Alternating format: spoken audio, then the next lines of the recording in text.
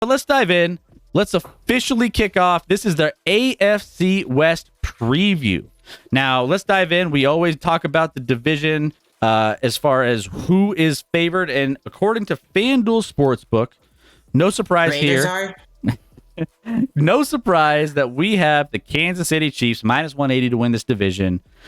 Second, you have the Los Angeles Chargers at plus 300. The Denver Broncos plus 600, and the Las Vegas Raiders bringing up the end at plus 1,700. So Raiders still a mess, which I think that carries on through to this season. Let's talk about win totals here. Let's go down the line with win totals. Denver Broncos over under set at 8.5. The under 8.5 is minus 114, which is what Vegas is projecting for them. So they're not going to most likely get above 8.5. They may not get to 9. We'll see, but I don't see a lot of optimism at this point. Then you go to the Kansas City Chiefs over under set 11.5. This seems pretty standard based off of how the Kansas City Chiefs win in the regular season. Minus 134 to hit at least 12 wins this year for Kansas City. Las Vegas over under set at 6.5, and the under. Not a huge, I think the bigger surprise or the bigger shock here with this number is the fact that it's overwhelmingly under based on Vegas. Minus 138. If you think the Raiders are going to get to 7 wins, you're getting plus money, plus 108. Well, even money, I should say, on that. So pretty much of an indictment of how bad this team is going to be. And then the Chargers over under set at 9.5 wins. Minus 128 says they are going to get at least double-digit wins and get to 10. So that's where the landscape is. Anything surprise you on those over-under numbers, Scotty? I might be biased, but I think the Broncos at 8.5 is stupid. I don't understand that. There's nothing that we witnessed last year that outside of, I understand you bring in Sean Payton, but like, there's nothing on paper that says like the Broncos should win 9 games this year. And I've seen nothing in preseason to negate that. You talked about their defense. I think their defense is good. It's certainly good. No doubt about it. Is it great? Is it great? It's good. Is the pass rush great? No. Pass rush is average at best. Yeah. Your secondary is pretty good. Your linebacker plays not that great. Like it's not, I think it's a little overrated. And when you look at the numbers of how little they gave up last year, I think a product of that was partially teams didn't need to score because they weren't worried about the Broncos scoring. So they're like, let's just hold on to this lead a little bit. So I think 8.5, I think they'll be a better team than last year for sure, but 8.5 seems like a wild number to me. And Did they finish that last year? what, 5 wins? Yeah, I think it was, what was it last year? It wasn't 6. It was either 4 or 5. I think it was 5. Yeah. Broncos 2022. Broncos, they were 5-12. Yeah. Yeah. So this year they'll be more like a 7-win team, 7-8 wins. I could see them getting in they're kind of in a similar position as the Chicago Bears we were talking about a little bit earlier, right? The Chicago Bears, we were like, oh, they can probably get to that point and, they'll get like 7 wins potentially and feel good about it. Knowing that it's a step up, but I guess we're just starting off on the Denver Broncos here. Let's talk about them a little bit. Let's dive into the Broncos. So let's dive into the Broncos. My boys, in case you guys are new to the channel, I'm Broncos fan. We have a lot of Broncos fans in the chat. So guys, we're all in the same boat on this one on how disappointing things have been most recently, ever since that trade for Russ. Now, offense last year was absolutely a dumpster fire. Defense salvaged what was so bad offensively in this. To that. So there's been issues across the board from that standpoint. So in walks Sean Payton. We get rid of Nathaniel Hackett, who was one of the worst debut of any coach on their first job ever. Even Scotty, you admit that they shouldn't have been, like, no one expected them to be that bad. Like, it was Peyton was bad, shockingly bad, no doubt about it. and so No doubt. You mean Hackett? Oh, I'm sorry, Hackett. yeah. Sorry. So that being said, there's going to be regressions on both sides if I'm taking a look at this team, right? Defense overperformed what we expected. The offense underperformed by far what was expected. Do I think those regress? Yes, I think the defense is going to come back down to earth this year. I don't think they're going to be as good as they were last year because they were really good last year when it came to allowing points, and they surprised me, to say the least. They were able to stay in games that they did no business being in based off of their defense. Now, their offense was so bad, they couldn't even get over the hump and score points when the defense didn't allow any points. So on that front, I do think that this regresses back to the mean or average on the offensive side where they can have a little bit more success. And, I think that Sean Payton is going to have better game plans and figure out whether or not this is the big thing for the season, is whether or not Russ is going to be the guy. And right now, no one here in Denver thinks that Russ is the guy. No one, if you're honest with yourself, if you're honest with yourself as a true Broncos fan, there's nothing that indicates he is the guy. I mean, it's should have gotten Cooper while you could have. Trust me, you're not that guy. And so that trade looks like it's going to be one of the worst trades to go down in outs. I mean, there's two bad trades that happened in sports, and one was the Rudy Gobert trade, one was this one.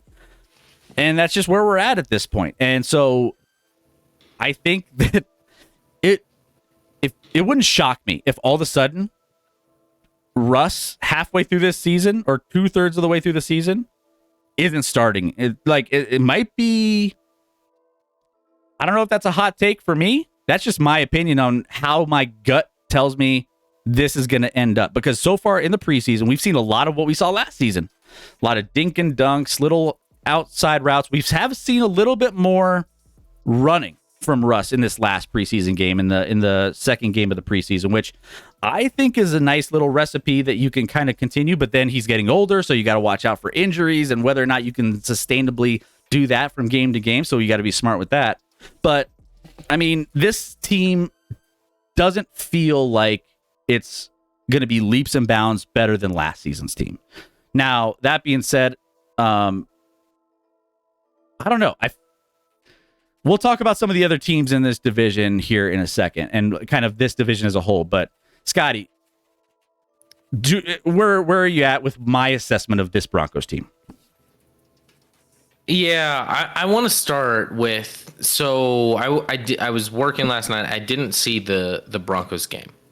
And then today on Twitter, I saw a post from a Broncos. I don't even think he's an official reporter. He's just like a Broncos fan that tweets a lot or whatever. And I don't even follow him. Somehow he's in my feed. I don't know how this happens. But anyway, it was like, oh, if Russ plays like this season's going to be a ton of fun. So I'm like, oh, great. And it had a video tied to it. I'm like, I get to see every snap that Russ played last night, and he must have played really well. This must have been a really impressive game for Russ. And then I watched it, Chris. And I was like, what the fuck was this guy watching? I'm not saying that Russ was bad, but Russ did nothing impressive. Like, he had a nice throw where he moved a little outside the pocket and hit a wide receiver for like 12 yards on the left side. He ran a bit like he talked about, which is fine, but letting a, what is he, like 37-year-old quarterback cook by running isn't a recipe for success long-term in the season. So that's kind of irrelevant to me. And like, he averaged, and then I looked at the stat line, he averaged 4 yards per pass in this game. But all this, but this is why I get jaded at times and I get frustrated, Chris, because these fans are like, "Oh, we got a good Russ now," and then I watch it, and I'm like, "No, that looks like the same Russ." And then I looked at the stat line, and I'm like, "No, that looks like the same Russ." I don't know what he was watching. I obviously Peyton's more experienced head coach. I think Peyton has a lot of pressure on him. Sean Payton had early success in New Orleans, and then kind of had a Hall of Fame quarterback to play with throughout that time where like there wasn't a ton of pressure year to year. I feel like Peyton's probably being harder on these Broncos players and feeling more pressure to like produce results because he's talked the talk and now he needs to walk the walk because obviously he publicly called out the prior coach, right? So now you got to follow that up and be good. I don't know, man. I just don't see it with this Broncos team. I don't see where the really good comes from. They say they're going to run the ball a ton. Good luck with that in today's NFL. Like, good luck against the Chiefs and Chargers running the ball a lot. Like, I don't see that working out well in those scenarios. Yeah, I think, and I don't know, man. I'm sure I'm jaded and I'm probably biased in an opposite direction. Probably. Because of what I hear. But I've heard it for Chris, the Broncos, and you said it here, you're like, oh, the Raiders continue to be a trash franchise. I'm like, well, they made the playoffs 2 years ago. The Broncos haven't done shit for 7 years, but every offseason I hear reports on how the Broncos are going to be good again. And every year I laugh at it, and every year I'm right. Well, I think so. I don't know. Here's the thing with Peyton, though, and there's a couple people in the chat saying there's no pressure. As there's not pressure, it's all Russell Wilson. Sean Payton is not going anywhere. No.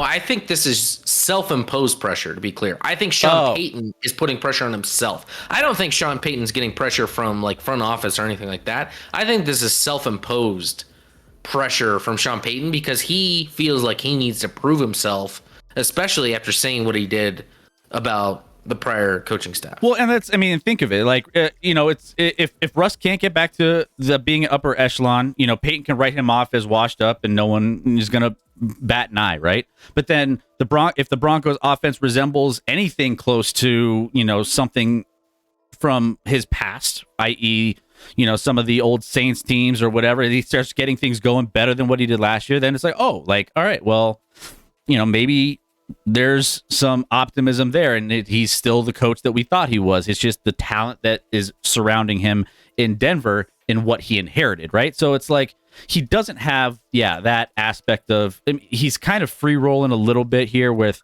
a team that he inherited that doesn't have, but he comes in with the expectations that he can fix guys. He could fix Russ, and he could fix this offense. So from that standpoint, like he needs to do something, right? He needs to be. I screwed up with what I said. I should have specified because I agree. There's no pressure from management at all this year for Peyton. He could shit the bed and it won't matter. He'll be back next year. I think it's self-imposed pressure that Peyton's put on himself to try and prove himself, and also with the talk he's done. So, and I think too, given the circumstances of the coach. Our coach, from a game standpoint, understanding how a football game works and how it's run, there could have been a couple games that, some of those last second plays and timeouts that were wasted or not used. Just the way that those games were operated from a coaching standpoint, we don't maybe lose some of those games if you have a competent person in those scenarios actually putting together a game plan that makes sense. So from a coaching standpoint, like I think that they're definitely taking a leaps and bounds step forward for the Denver Broncos. Now, that being said, again, we won 5 games last year. Do I think we could get to maybe 7 games? Sure. We're going to be a better team this year.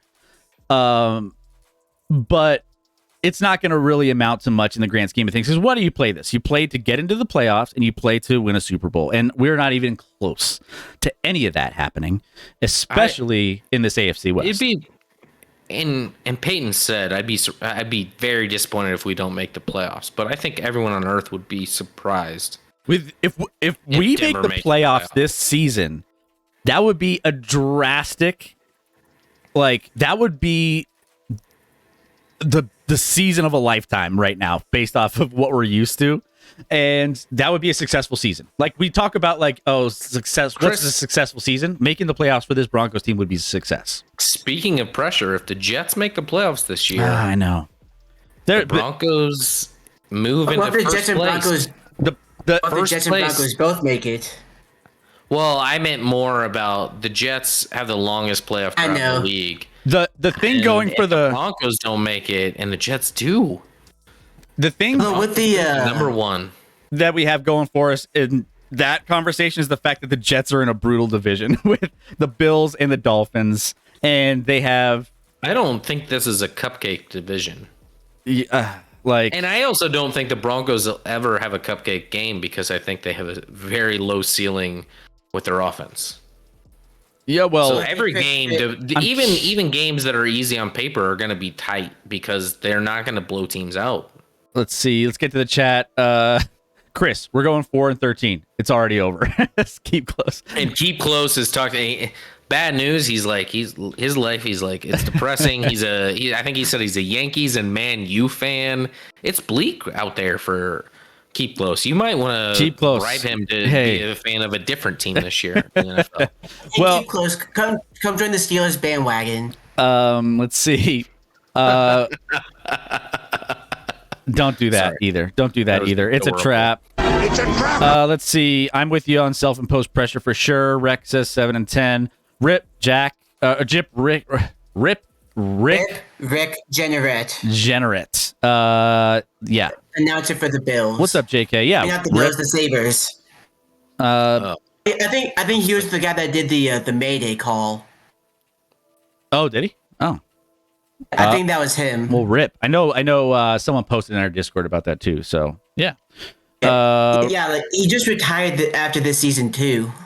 Wow. The Broncos are turning into NFL version of the University of West Virginia. I mean, I think we're on the upswing from what you could only be on the upswing from where we were last year. So let's dive into so we're not going to spend a lot of time on the Raiders because I don't think the Raiders. Jimmy G's ankle is bone. I think the Raiders honestly could be pretty decent if Josh McDaniels wasn't their head coach. Yeah, exactly. I think Rich Bisaccia. But with McDaniels as their head coach, I'm just like, I don't trust that team at all. At all. I don't think half their players want to be there at this point. Like Devontae Adams wants to be out. Which is, yeah. Josh Jacobs wants to be out. That's your two best offensive players right there. Like, his two best players, period. Yeah, probably because they're. Oh, well, who do they have defensively? Max Crosby's really good. Yeah, Crosby, you're right. Yeah, you're right. Yeah, But outside of that, that's about it. Yeah. Yeah, I mean, this team is going to be right now. Currently, they're over under 6.5 is overwhelmingly in Vegas. Under is where they think is going to happen. So I bet the over here, Chris. I mean, I think the over on the Raiders. I think they start 0-3. They fire McDaniels and then they just run off some wins. Maybe that's their only hope because right now with we have a track record of Josh McDaniels coming in and just absolutely ripping teams apart. We've seen it in Denver. We've seen it in now in Vegas. Can we? And I'm so confused by this, and I don't even, to be honest, I don't remember the guy's name, so it's partially my fault too. So let's go back 2 years with the Raiders. You have a Raiders team struggles outside the gate, not playing well. Then all of a sudden, John Gruden is the head coach.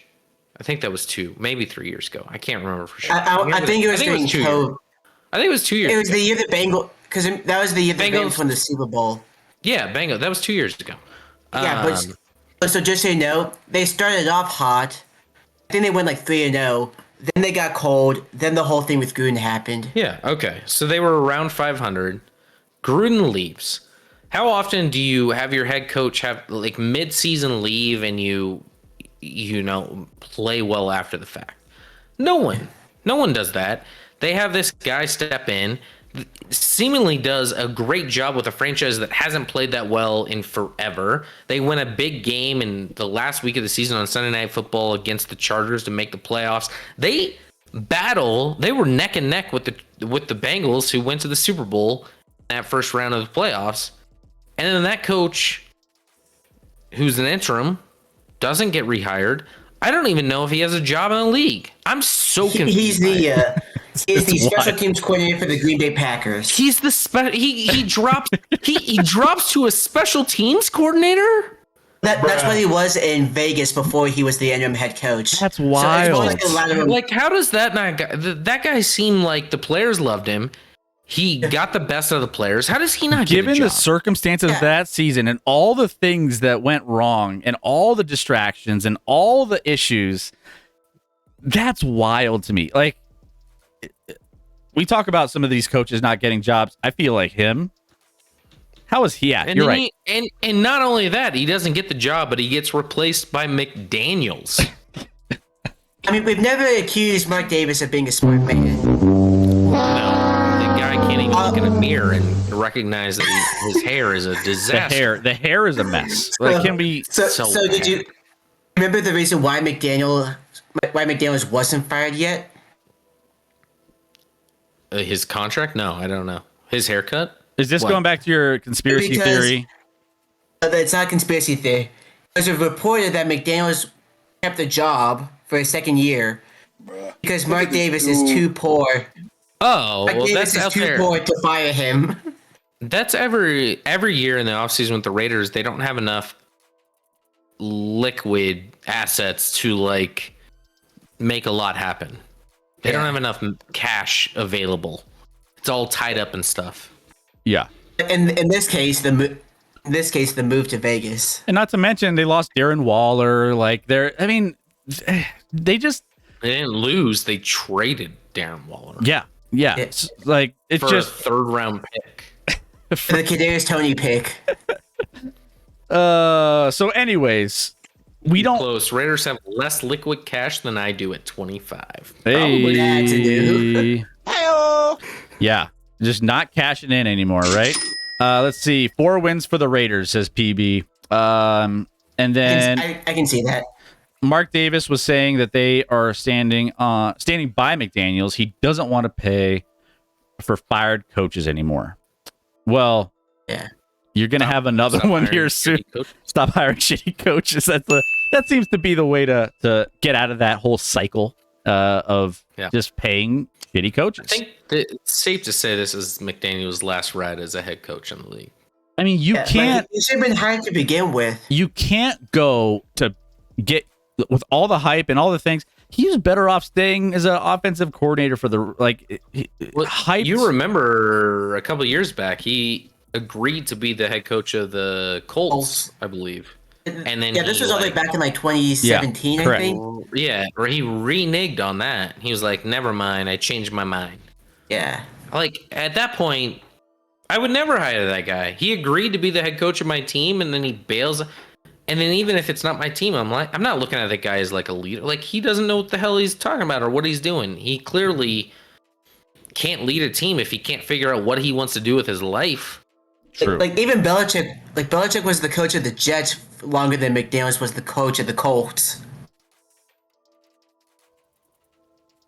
Mm-hmm. Yeah. For reference, Belichick resigned after his first day.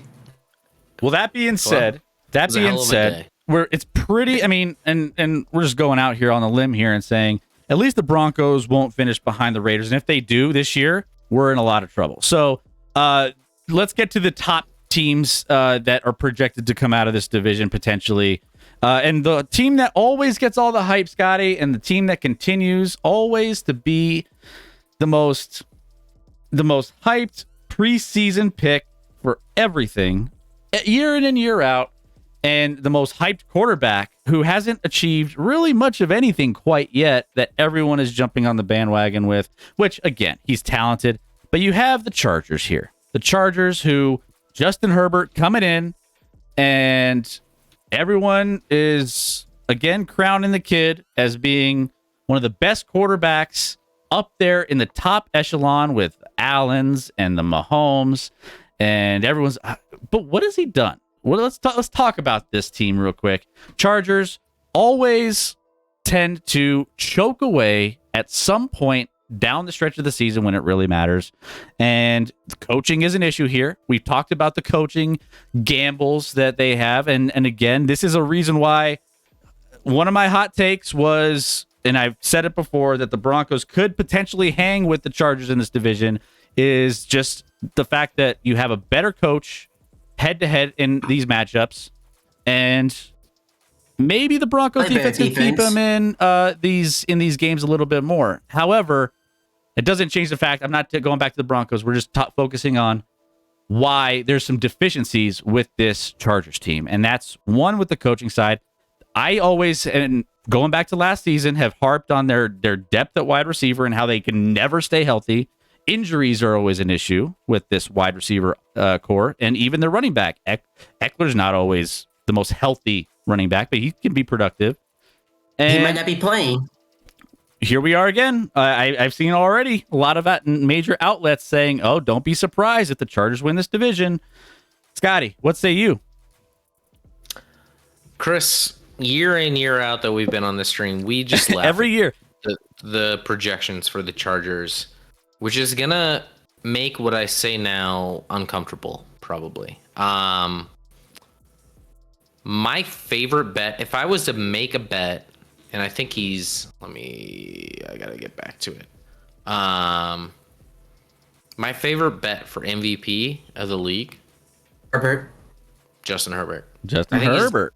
Okay. You can get him at like 11 or maybe 12 to 1, depending on the site. I think he's 12 to 1 right now on DraftKings. 12 to 1 on Justin Herbert. And I'll tell you why. This doesn't mean I think they're winning the division. They're not winning the division. But you get Herbert, and you said, what does he accomplish? Well, I think someone way earlier in the chat said, I think it was Doc, but I could be wrong. He's thrown for more yards in his first 3 years in the league than any quarterback in NFL history, which is fine because Mahomes didn't play the first year. But He only got a couple hundred yards. That is something. Yeah, he played the last week against the Broncos in a minor league game that he won, of course. His first ever start with playing with backups against Broncos starters. It's fine. Justin Herbert, yeah, and then you talk about wide receiver core. I mean, that wide receiver core, I get that Keenan Allen gets hurt. Mike Williams isn't reliable because he gets hurt. They did draft Quentin Johnson in the first round out of TCU. They have weapons. Their left tackle, who's a stud, got hurt early on in the last year. I know the problem with the Chargers is they always have injuries, right? Like every year. But every year, a lot of them happen in preseason. And thus far this year, it's kind of been quiet on that front. So it feels kind of weird. Like I'm ready for Derwin James to not play a snap this year. I'm just ready for that announcement, but it hasn't happened yet. So I just think when you look at the Chargers, you get Kellen Moore in as OC. Dallas played. So even with the incredible stats that Herbert's had over the first 3 years, Dallas played at the second fastest pace on offense in the NFL last year. So that just means the Chargers are going to play faster. That means more passes, more opportunities for Herbert. I think Herbert's going to put up insane numbers this year if he stays healthy. I think like 5,000 yards, 40 plus touchdowns, very easily could be in the NFL MVP mix. And it would not surprise me at all with the pace they play. Everyone talks about the points scored with Kellen Moore and this and that. I think it's more a reflection that they just play fast, they get more snaps, they get more opportunities, and the stats are there because people don't look at like yards per pass when talking about NFL MVP, right? Like you look at like just overall, like how many yards did you throw for? How many touchdowns did you throw for? Like, did your team play well? Chargers are going to win a lot of games. They're going to be in the playoffs, I think, again. They could be really, really good. They shouldn't have lost in that first round last year to the Jags. They did Charger things in a weird way, but I actually like, and I'm always anti-Chargers, but like I like a bet at 12 to 1 on Herbert to win MVP. I think it's much better odds than that he can make that happen. And to your point there, this is kind of like the discussion between like team success versus fantasy success is different, right? Versus, Justin Herbert winning the MVP. Like doing what he's doing. I mean, since he's been with the Chargers, and the Chargers are typically stacked, right? Chargers always have a stacked roster on paper, always. And they still, in the last 3 years, 7-9, 9-8, 10-7. Like, not exactly forgiven, given all of their stacked on paper names across the board. It's the same story every year. It's the same script. You want to talk about NFL scripts that we, took over the NFL last year. It's the same script every year. They have an underachieving season, figure out a way to get in the playoffs potentially, and then choke it away at the very end, or choke away their chance to get into the playoffs one way or another. So, like, I don't know. It's just, for me, I might even like more making a bet on, like, and I don't know what the odds or where you can find it, but like Herbert to lead the NFL in passing yards, even more than MVP. I like that. I think he has a very good shot at leading the league in passing yards this year.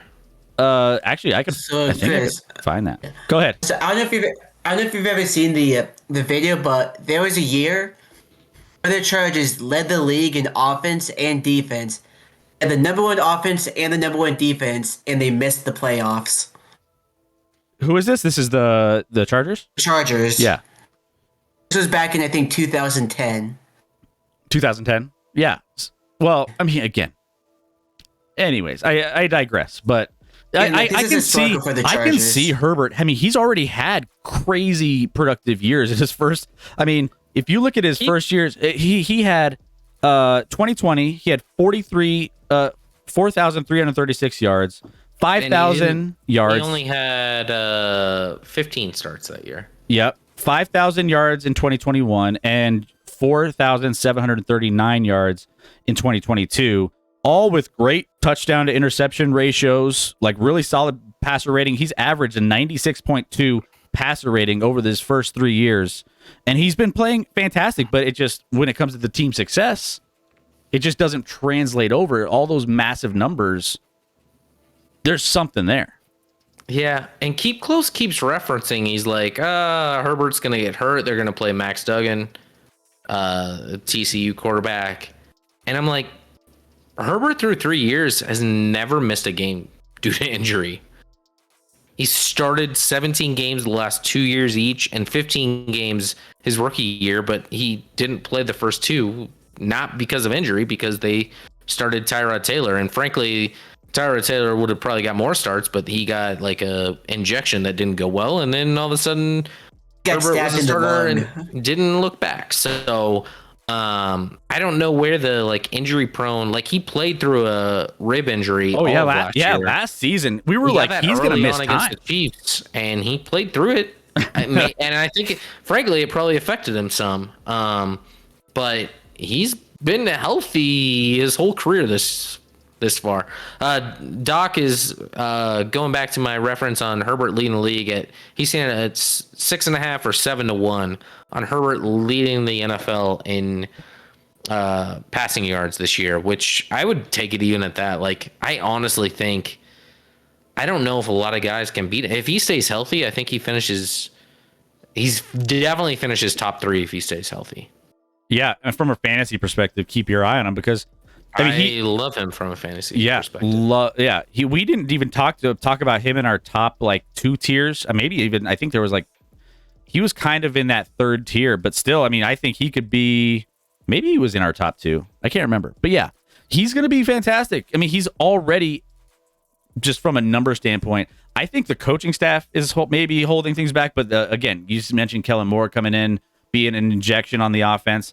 If they can get everybody on that wide receiver core healthy, who have been getting older year over year, I think they could be a very, very good team. I just need to see it before I, actually believe it. So, Keep Close. Are you like a TCU alum? I think you're in Texas.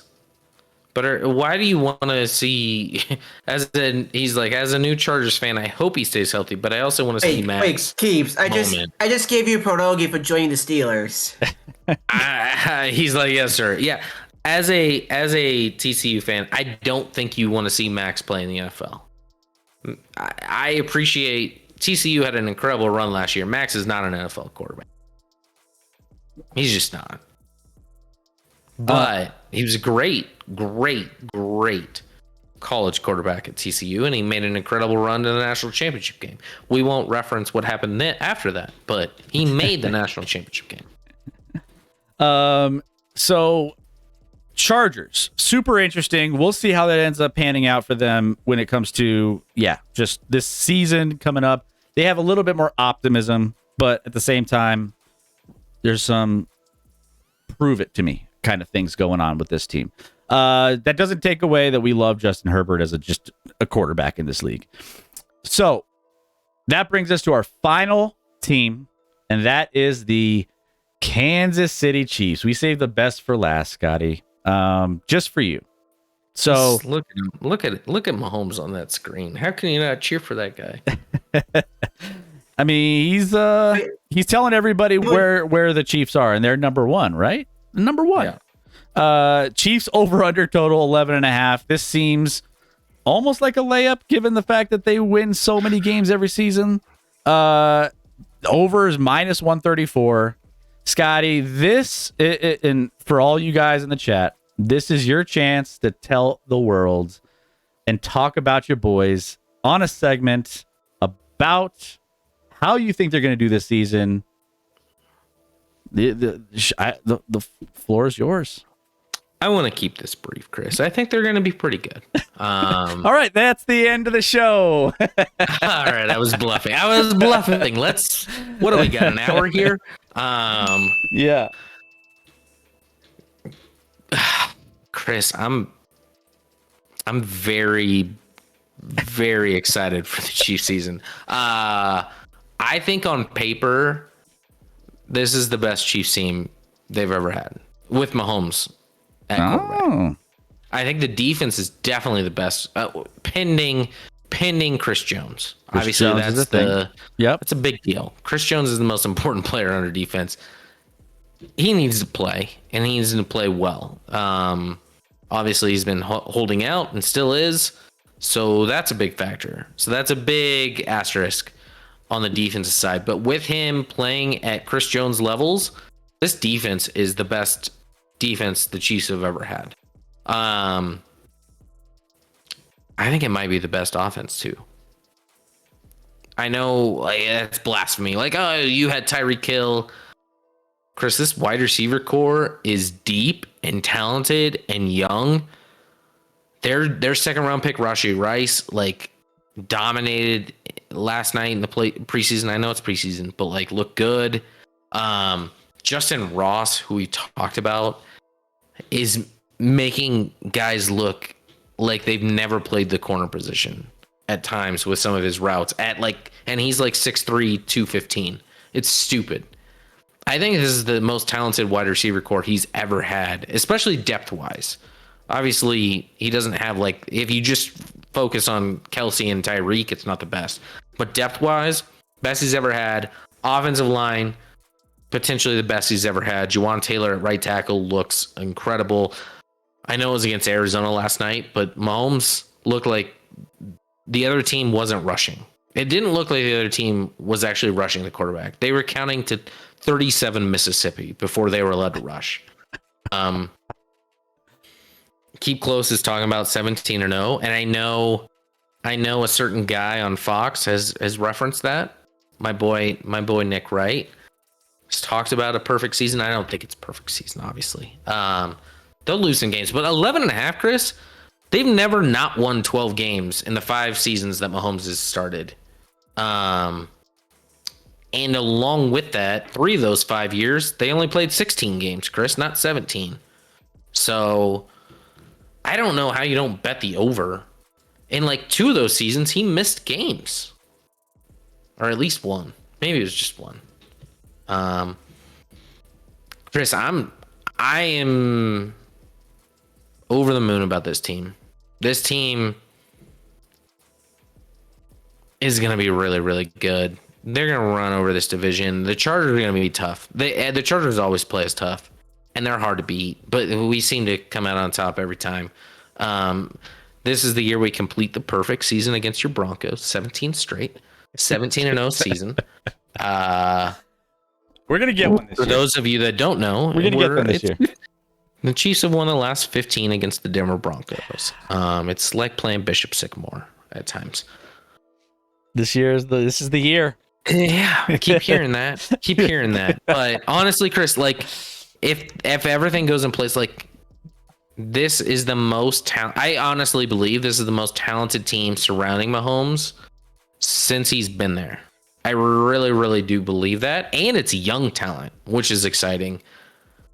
Outside of like Chris Jones and Travis Kelce, everyone else is young. Well, you also the offensive line's going to be really good, and they're young outside of the left tackle spot. Like everyone's young. Like credit to Brett Veach, he turns over this roster and like makes incredible drafts year after year to rely on youth and not overpay guys that are aging. But the big looming thing that I already talked about was Chris Jones. You got to have Chris Jones. Can't have a great defense without Chris Jones. Chris Jones, the best interior pass rusher, along with Aaron Donald in the NFL. I mean, he's a huge factor. Now, also, I mean, kind of similar in the circumstances of the Chargers, and it's not as big of a deal for the Chiefs, which, with guys like Kadarius Toney, who's injury prone, you're going to have to rely on spreading the ball around. But either way, that's the thing that's it doesn't really even matter, because regardless of who's playing wide receiver, they're going to be just figuring it out and spreading the ball around. We saw that last season with injuries, and still, even with a subpar wide receiver core, Patrick Mahomes was able to spread the ball around regardless.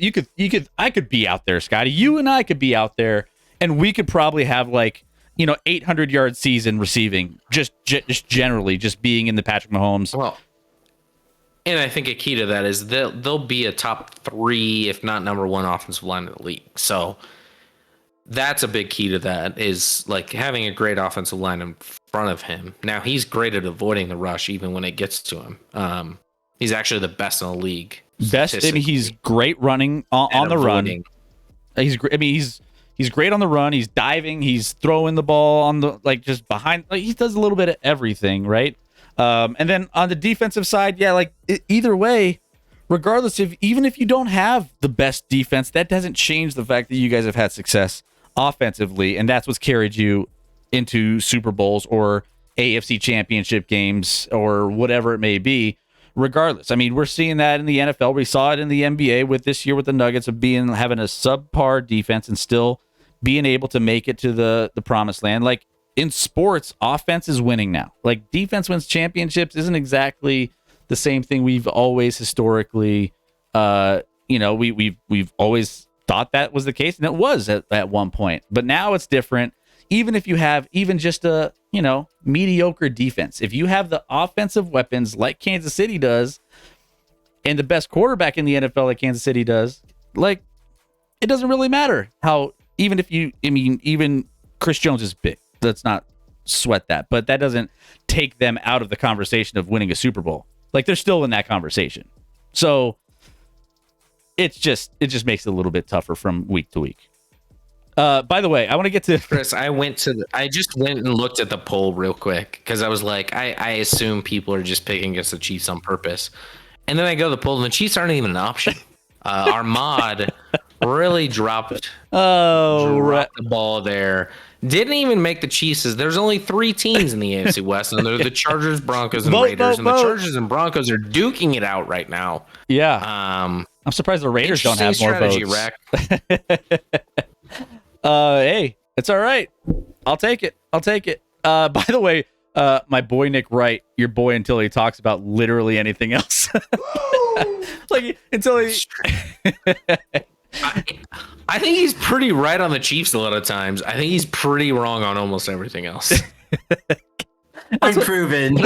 That's what you get. You go back and look at what he says about the Chiefs, and obviously the Chiefs have won a lot, so it's made him look smart. It might just be lucky in that sense.